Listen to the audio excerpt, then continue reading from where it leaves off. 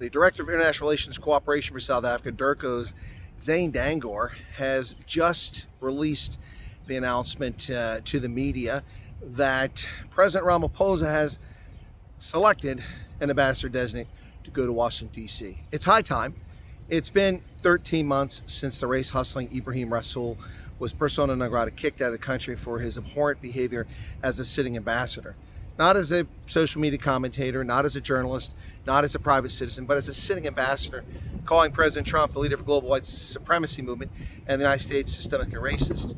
Highly inappropriate, to say the very least. Did it in a public forum, and who knows how many times he did it. Also, let's see what happens now. Will President Ramaphosa take a more considered approach to this selection? Will he pick the likes of Tony Leon, former ambassador to Argentina, member of the Democratic Alliance? Will that be his ambassador designate? We'll see.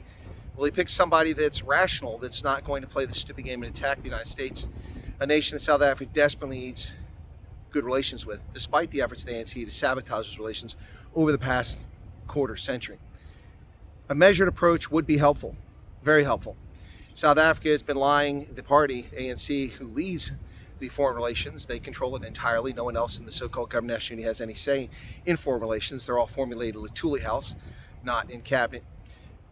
But the ANC has sabotaged these relations over and over again, mocking President Trump, making the most ridiculous statements, undermining U.S. positions, and insulting the United States over and over again, all while claiming to be the victim. The only thing that South Africa's ever suffered, the only indignity that South Africa's ever suffered, was the fact that they're not invited to the G20 in the United States.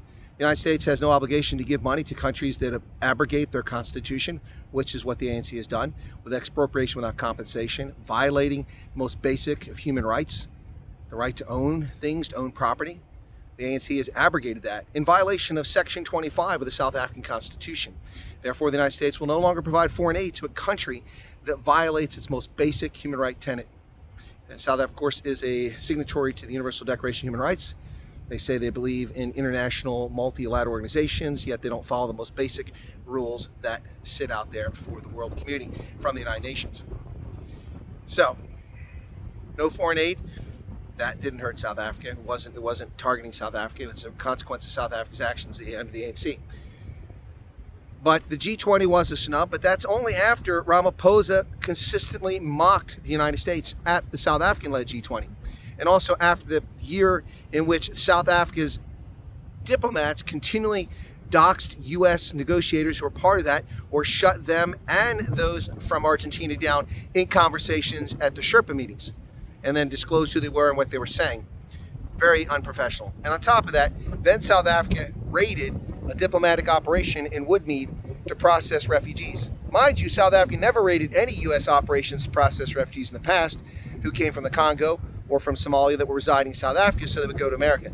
Only when South Africans felt the need to flee their country did the government of South Africa actually violate the Vienna Conventions. And then on top of that, they doxed a diplomat. A U.S. government employee's personal information, his birth date, his birthplace of birth, his personal information, all doxed, putting his life in jeopardy. Perhaps it's time for South Africa to start behaving like adults, and let's hope that the selection of the next ambassador achieves that.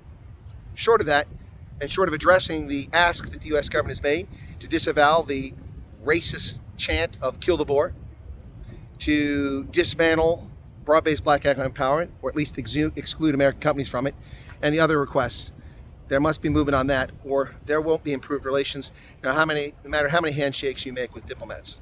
What say you, South Africa? Mzansi, cheers.